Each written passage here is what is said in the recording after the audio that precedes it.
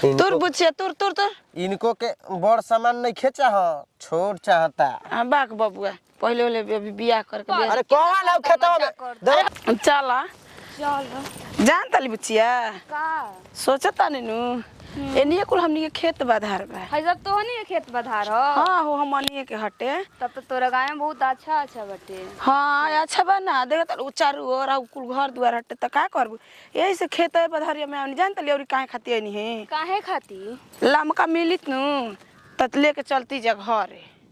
अच्छा आ तोर हां जीजा तोर फोन करले रहन कि ना रे कइले रही का कहत रहनी कुछ ना बस पूछत रही कि तार दीदिया कहाँ बड़ी।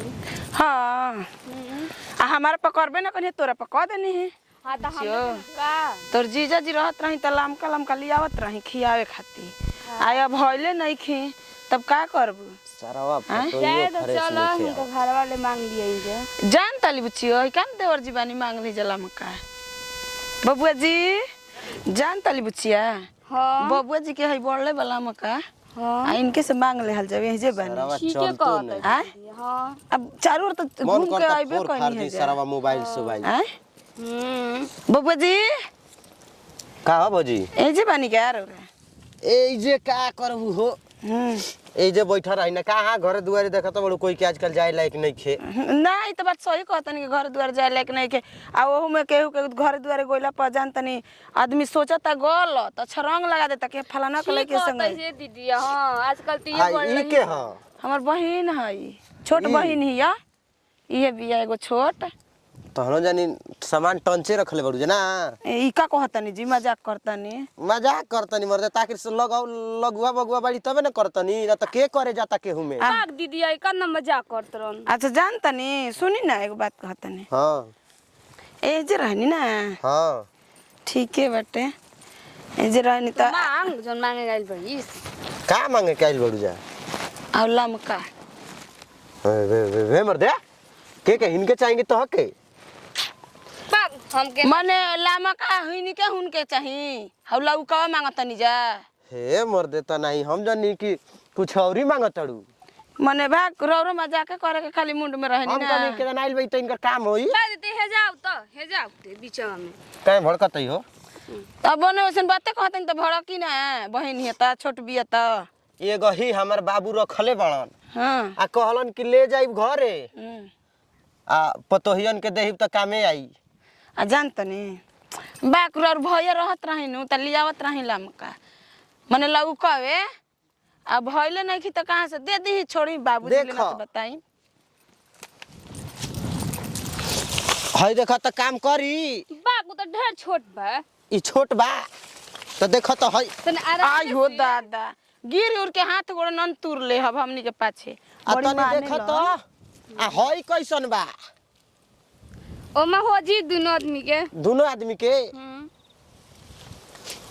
अच्छा औरी देखबू बा भाग बेटा वो मजाक का करतनी दी एगो हमनी के लेके जाई जा एकरा में ना होई बाऊ तो सड़ल बा हम जाना तो ई काहे डेरा तड़ू काहे तनी मोट बा छोट तनी एही से डेरा तड़ू दे हम की रौरा मजाक करम देहब के मजाक कर हम्म तो ले लो ले जा तब काट लो आ लेके जा तब का करबू अरे आई भो भौजी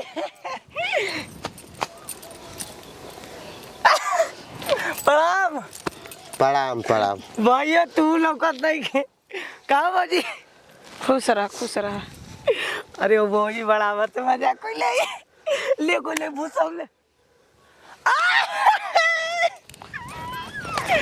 ई के ई हमर बहिन ही है और के है ई हां काहे तला जा तारी त मन ल जाई ना बहिन है त छोरा पहले लेके आइल बिया त पहला उठी आई हां अच्छा जी प्रणाम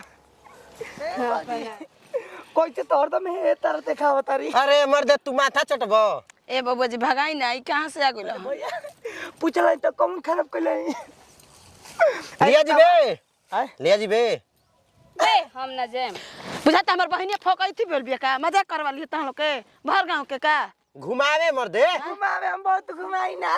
घुमावे तो हम घुमाई खातिर न लियल बनी बर बधार के दूसरा के संग हम लगा दी। देखो फेकन बो भौजी कतना घुमैले हम बैठल में थाक गइले। हां तो फेकन भौजी के न खाए बाजारी में ना हे तारे का ई का केरा पैसा ले ले भाई। हां पैसा ले ले बा। खिया दे चौका पर। ना हमनी के ना ना तो हम ना खाएम। आओ भौजी खाइबू दे हम ऊ लौकावा के हमनी के जाई जे। लौका हां बाज का छाने के हमनी के देरी होकर त बड़ी कबहिले घूमतन जे बधार। पागल का खाली पीछा पीछा घूमता रे दीदी हमर हंसी पड़ता। बड़ा तार बहनी है। बढ़िया लागत यो। बढ़िया भी हमर बहिनी त बढ़िया ना लगी। बिया करबे रहल बहन तो बिया करा दो करे ले हां एकर ले बिया करा दो। आओ एक बात बताओ भौजी बिया भइल बा ना बिया नहीं के भाई बड़ा कोरिया उठा ली बोल भाई। छोड़ दो ए देखे वाला चीज है त देख हमर बहिन ऐसा कितना सुंदर बिया। ए मर्दे जा माथा का आउट कोले बड़े जो भैया सेटलमेंट करवा देना। हां जो हम करा देब जो तू जो हम करवा दे। करवा देना ना। हां बाय बाय कह दे रे हां बाय। हाय कह दे बिया करा दो करे ले। ना दीदी बा हम ना करम खाली पान खा के ओठ लाल भई रहता। हां तभी ये कोई कर पसंद नहीं तब का ए मर्दे तो पान तो दुनिया खाता। अब 500 में खा पान ना खालन भैया पान ना खालन तो बहुत तू खाना ले काहे कौन नहीं किया और तो बढ़िया बा दोनों आदमी के ओठ लाल रही। ओठलालियो लाग जी तो कोई कही कि पान खइले ह तो दे ले जा देख लो बढ़िया बात ले जा काट के ना तब का करब हम ए तार तो बाबू बोलबे करियो हम कह देब कि कुकुर बिलार तोड़ तार देले ह। तू बुझे तू झूठ बोला पहले सच ना बोल दें का इतना का बाबूजी बोलता है। बाबू हमर रखले रहन कहत ओने यही पर दहेज लेवे के बा देखा के ए चल ना चल तुर के सर तुर दे तले हम बतियावत तनी तोरा बू कौन है तोर बू के हौ का रे कौन दीदी है हम बड़का तुरला तब न बाज का बनी ओमा सब्जियो बन जाई। काहे लजा तड़ू तुर तुर तुर तुर जा।